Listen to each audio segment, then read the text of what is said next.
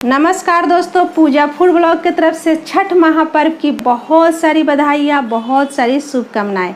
तो आज मैं आप लोग के साथ शेयर करने वाली हूँ छठ का नहाए खाए का विशेष खाना। दोस्तों, मैं बिहार के रहने वाली हूँ और मेरे घर में, माँ के घर में छठ होता है और मैं छठ होते देखते देखते बड़ी हुई हूँ। तो मेरे पास जो भी जानकारी है, जितना मैं जानती हूँ, मैं इस वीडियो में वही शेयर करूँगी और साथ में खाना बनाने का प्रोसेस भी शेयर करूँगी और ये भी बताऊँगी कि खाना में क्या चीज़ डालना चाहिए और क्या चीज़ नहीं डालना चाहिए। तो सबसे पहले हम देख लेते हैं दोस्तों, छठ के दिन जो नहाए खाए का जो खाना बनता है वो दाल चावल लौकी का सब्जी बनता है। तो हम यहाँ पर पहले चावल देख लेते हैं दोस्तों। ये अरवा चावल है, अरवा चावल ही बनता है और उसना चावल दोस्तों नहीं बनता है, क्योंकि उसना चावल पर्व में यूज नहीं होता है, उसको जूठा बोला जाता है, इसलिए वो यूज नहीं होता है। इसलिए हमें अरवा चावल ही बनाना है। और साथ में ये भी देख लेते हैं दाल कौन सा बनाना है। तो हम यहाँ पर लिए हैं, ये चना का दाल है और इसके साथ है रहरी का दाल। कहीं कहीं पर इसको तुअर दाल भी बोलते हैं, यहाँ महाराष्ट्र में इसको तुअर दाल बोलते हैं। तो यहाँ पर रहर और चना का दाल है दोस्तों। और आप भूल कर भी जो लाल वाला दाल आता है ना, जिसको हम लोग मसूर दाल बोलते हैं, मसूर दाल गलती से भी नहीं बनाइएगा। नहाए खाए का दिन का खाने में मसूर दाल नहीं पड़ता है। ऐसे भी जो लोग कार्तिक महीना नहाते हैं या कार्तिक महीना में लहसुन प्याज नहीं खाते हैं, वो पूरे महीना लहसुन प्याज भी नहीं खाते हैं, मसूर दाल भी नहीं खाते हैं और बैगन भी नहीं खाते हैं। ये चार चीज़ को वो लोग नहीं खाते हैं। तो उनके घर के लिए तो कोई ये बहुत बड़ा बात नहीं है, लेकिन जो लोग खाते आते हैं और दीपावली से लहसुन प्याज छोड़ते हैं, उनके लिए मैं बता दूं कि उनको मसूर दाल और बैगन का सब्जी नहीं बनाना चाहिए। साथ में बनाएंगे दोस्तों लौकी का सब्जी। आप कभी भी सब्जी बनाएं तो सब्जी में बहुत ज़्यादा मसाला, तीखा, स्पाइसी नहीं बनाएं। अगर वो गलती से ढेकार आ जाएगा, ढेकार आकर अगर थोड़ा सा भी मुंह में पानी आ जाएगा या अन्न आ जाएगा, तो फिर वो त्यौहार जो है, वो फास्टिंग जो है मान्य नहीं होता है। क्योंकि नहाए खाए के अगले दिन जो होता है वो खरना का त्यौहार होता है, जो शाम को हम लोग खीर रोटी खाते हैं। तो बहुत ही हिसाब से अपना तेल मसाला स्पाइसी वगैरह देख करके ही बनाएं। तो लौकी अगर कहीं कहीं पर बहुत शॉर्टेज रहता है, इस टाइम कहीं कहीं पर लौकी जो है नहीं मिलता है, तो केजी के भाव से मिलता है, तो लोग 250 आधा केजी खरीद कर ले जाता है। तो वो क्या करे कि आलू के सब्जी में या गोभी के सब्जी में या कोई भी वो सब्जी बना रहे हैं उसमें काट के डाल दें, नहीं तो दाल में भी वो लौकी डाल सकते हैं।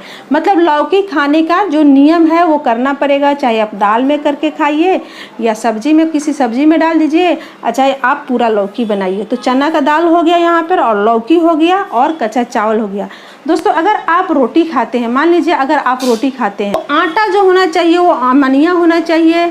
हर दिन जो हम रेगुलर जो आटा खाते हैं, तो किसी किसी के घर में क्या होता है ना कि जब हम रेगुलर आटा बनाते हैं, रोटी बेलते हैं, और जो परथन जो बच जाता है, जो थोड़ा सा आटा जो बच जाता है, वो लोग वापस जाके उसी आटा में रख देता है। तो वो आटा जो है ये नहाए खाए के दिन यूज नहीं होगा, उस आटा को जूठा बोला जाएगा। अगर किसी किसी के घर में आटा का जो परथन है उसको अलग रखा जाता है, तो आटा जो है यूज कर सकते हैं। जैसे हम रोटी बनाते हैं, तो जो हम रोटी बनाते हैं और बेलते हैं, तो परथन जो हमारा बचता है ना, तो मैं पूरे आटा में जाकर नहीं रखती हूँ, मैं एक डिब्बा बनाई हूँ, उसी डिब्बा में मैं आटा को अलग रखती हूँ। तो हम क्या करेंगे, वो जो हम पहले से स्टोर करके आटा रखे ना, तो मैं उस आटा में से मतलब रोटी हम बना सकते हैं नहाए खाए को। पूरा बात आप समझ गए होंगे कि हम रोज़ रोज़ उसमें परथन नहीं रखना है, उस आटा को जूठा माना जाएगा। अगर किसी के घर में ऐसा होता है तो अपना मार्केट से नया आटा खरीद कर लाएं और फिर वो रोटी भी बना सकते हैं। तो दोस्तों, बनाना क्या है ये चीज़ हमने बता दी है। और एक चीज़ दोस्तों, मैं आप लोग को एक और बात बताऊंगी। जो हम रेगुलर जो है नमक तेल मसाला जो यूज करते हैं, वो नमक तेल मसाला जो है दोस्तों, हम नहा खाए के दिन यूज नहीं करेंगे, क्योंकि वो अमनिया नहीं होता है। और इस तरीक़ा से अगर आप पैकेट जो है खोल के रखते हैं, अलग से ढार कर रखते हैं, तो ये तो आप यूज कर सकते हैं। लेकिन हम डब्बा में जो रोज़ यूज करते हैं ना, उस नमक तेल मसाला को आप यूज नहीं कर सकते हैं। अगर आपके पास ऐसा नहीं है पहले से, तो मार्केट से आप एक दिन के लिए 5-10 रुपये के खरीद कर ला करके आप अपना नहाए खाए का खाना बना सकते हैं। एक सबसे बड़ा विशेष बात ये है दोस्तों कि आज के ज़माना में सभी के घर में कुकर है और हम लोग के घर में कुकर में दाल या चावल बनता है। तो नहाए खाए का खाना बना रहे हैं तो आप कुकर में दाल नहीं बनाए, क्योंकि ये जो रबर है ना खाना को अशुद्ध कर देता है और कहीं ना झूठा ना फंसा रहता है, पूरा अच्छे से क्लीन नहीं होता है। चाहे आप कितना भी कुकर को साफ़ कर लीजिए, अंदर जूठा रहता ही रहता है। तो आप कुकर को यूज नहीं करें तो ज़्यादा अच्छा है, नहीं ही करें ज़्यादा अच्छा, छोड़ दीजिए। आप कुकर को नहाए खाए के खाना के दिन आप यूज नहीं करें, क्योंकि वो छठ महापर्व जो है शुद्धता और पवित्रता का पर्व है, ये सब हम सभी जानते हैं। तो आप इस दिन इस तरीक़े का बर्तन हो या तसली हो तो उसी में आप दाल चावल और सब्जी बनाएं। आप कुकर को उस दिन यूज नहीं करें। तो दोस्तों अगर आप खाना बना रहे हैं नहाए खाए का, तो सबसे पहले आपको नहा कर ही खाना बनाना है। हर दिन की तरह नहीं कि हम खाना बनाएंगे बाद में नहाएंगे, ऐसा भूल कर भी नहीं करना है। नहाए खाए का खाना आपको नहा कर ही बनाना है, चाहे जो व्रत कर रही हैं वो बना रही हैं या उनके घर के कोई भी मेंबर बना रहा है। जैसे हमारी माँ छठ करती थी तो हम लोग बनाते थे, हमारी माँ नहीं बनाती थी, हम लोग बनाते थे, तो हम लोग नहा कर बनाते थे नहाए खाए का खाना। ठीक है दोस्तों, अगर आप सुबह नहा करके खाना बना लिए और नहाने के बाद पूरे दिन में अगर आप फ्रेश होने गए हैं, बाथरूम गए हैं, तो आपको फिर से शाम को नहाकर ही खाना बनाना है। ऐसा नहीं कि चलो मैं सुबह नहा लिए हैं तो शाम को भी अब क्या ज़रूरत है नहाने का, मैं ऐसे ही खाना बना लूँगा। नहीं दोस्तों, आपको शाम को भी नहाना पड़ेगा। अगर आप नहीं नहाएंगे तो अशुद्ध बोलते हैं ना उसको, अशुद्धता बोली जाएगी। तो फिर आप शाम को नहा लें, फिर शाम को खाना बनाएं। और तो दाल चावल बनाना कोई बड़ी बात नहीं है कि दाल चावल हम सभी घरों में बनता है, हर दिन बनता है, लेकिन उसका जो बनाने का दोस्तों जो थोड़ा सा विशेष रूप से ध्यान देना है ना, वो बहुत बड़ा बात है। तो उसको अगर हम लोग विशेष रूप से ध्यान देते हैं तो बहुत अच्छी बात है। और बोलूँगी दोस्तों कि किसी के घर में ना एक ही किचन में चिकन वगैरह, मीट मछली वगैरह बनता है, तो इस तरीक़े से दोस्तों अगर आप बनाते हैं तो अगर आपके पास छठ पूजा करने के लिए अलग से बर्तन रखते हैं, जैसे हमारे माँ के घर में ना छठ पूजा के लिए ना अलग से बर्तन रखा जाता है। छठ पूजा के टाइम में निकलेगा, फिर छठ पूजा हो जाएगा, फिर हम लोग उसको धो मच के पैकिंग करके रख देंगे। उस तरीक़ा से है तो ठीक है, नहीं ये तो एक ही किचन है, एक ही बर्तन है, और अगर आप उसको यूज कर रहे हैं तो आप उस तरीक़ा से नहीं करें तो ज़्यादा अच्छा है। हर दिन हर टाइम जब भी पैसा हो आप एक बर्तन खरीद करके आप करें तो ज़्यादा अच्छा रहेगा। अगर आपके पास नहीं है, सक्षम नहीं है, तो फिर आप उस बर्तन को अच्छे से मज धो करके आप बनाएं। लेकिन प्रयास यही करें छठी मैया का आप पर विशेष रूप से कृपा बने कि आपके पास अवेलेबल हो जाए पैसा और एक करके आप बर्तन खरीद लें और छठ महापर्व के लिए उसको आप रखें और उसको आप यूज करें, ताकि आपके लिए भी आसान हो जाएगा काम करना। तो मैं यही कहूँगी, क्योंकि हम बचपन से देखते आई हूँ दोस्तों, वही चीज़ मैं इस वीडियो में शेयर कर रही हूँ। जाने अनजाने में अगर किसी तरह से मेरे से भी गलती हो रहा होगा बोलने में, बताने में, तो मैं भी छठी मैया से माफ़ी मांगती हूँ कि वो मुझे माफ़ कर देगी। छठी मैया बहुत दयालु है, वो माफ़ करती है अपने बच्चों को, क्योंकि उनको जो अपने बच्चे पर उनका किसी भी बच्चे पर उनका कृपा बहुत रहता है, तो उनकी महिमा बहुत है। तो चलिए हम यहाँ पे दाल भात अब बनाते हैं, बना करके आप लोग के साथ शेयर करते हैं। तो यहाँ पर हम बना रहे हैं दाल और चावल। तो दाल और चावल को ना इस तरीक़े से करके आग में डालते हैं, हमारे तरफ प्रणाम करते हैं। तो दोस्तों अगर आपके पास ना लकड़ी का चूल्हा है तो लकड़ी का चूल्हा पर बनाइएगा तो ज़्यादा अच्छा है। तो हमारे मुंबई में हमारे पास लकड़ी का चूल्हा नहीं है, इसलिए मैं गैस पर बना रही हूँ। और यहाँ मैं लौकी को छील लेती हूँ। और कभी भी आप लौकी काटे तो धो करके काटे, अगर काट के धोएंगे ना तो बहुत ज़्यादा पानी छोड़ देता है। इसको हम छोटे छोटे पीसेस में काट लेते हैं। दोस्तों हम छठ का स्पेशल अरग का ठेकुआ बना करके अपने चैनल पर डाली हूँ, आप जा करके देख सकते हैं, मैं लिंक भी दे दूँगी।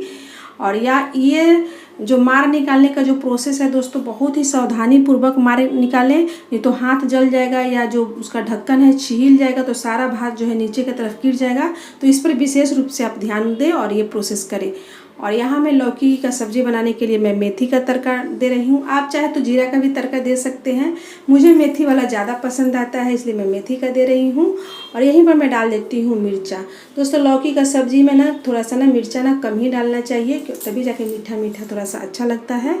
और मैं यहाँ पे भुजिया बना रही हूँ, कोई मसाला वाला मैं सब्ज़ी नहीं बना रही हूँ।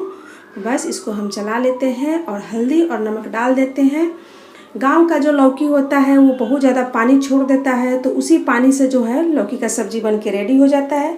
लेकिन ये मुंबई में जो लौकी हम खरीद कर लाते हैं ना दोस्तों, पानी नहीं छोड़ता है, इसलिए मैं थोड़ा सा पानी डाल देती हूँ ताकि अच्छे से पक जाएगा। और बस इसको हम ढक देते हैं और मीडियम या धीरे आंच पर करके इसको छोड़ देते हैं। और यहाँ हम दाल देख लेते हैं। डेगची में हम दाल बना रहे हैं तो थोड़ा टाइम लगेगा बनने में, तो घबराने की कोई बात नहीं है। इसको भी ढक करके एकदम मीडियम आंच या कम आंच पर करके हम छोड़ देते हैं। तब तक ये देखिए ये सब्ज़ी जो है बन के हमारा रेडी हो गया है। 10-15 मिनट लगा है ये सब्ज़ी बनने में, क्योंकि मैं बहुत नहीं ली हूँ, वीडियो बहुत लंबा हो रहा था।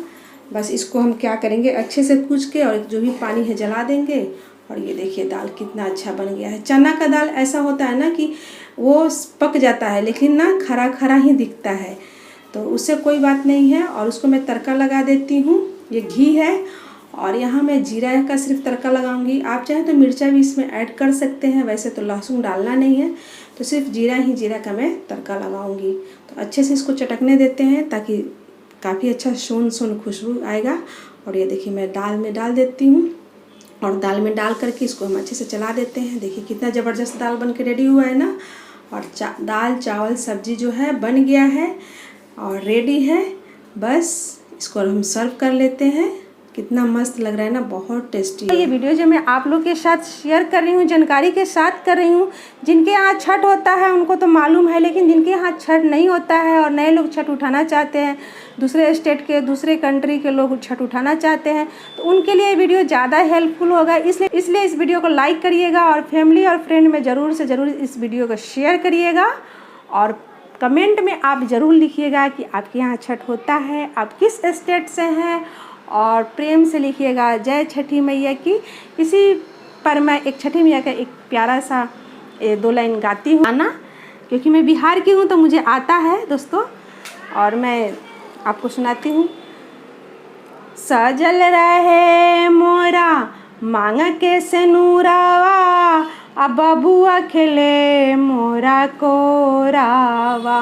सजल रहे मोरा मांग के सेनुरावा, अब बबुआ खेले मोरा कोरावा। ता ऐसन आशीषिया दी है छठी मैया, चमकते रहे सिनोरावा। ता ऐसन आशीषिया दी है छठी मैया, चमकते रहे सिनोरावा। इसी के साथ हम सभी पर छठी मैया की कृपा बना रहे और हम लोग अपने घर में जहाँ भी रहें सुखी रहें और स्वस्थ रहें। और हम सभी मिलकर बोलेंगे प्रेम से छठी मैया की जय।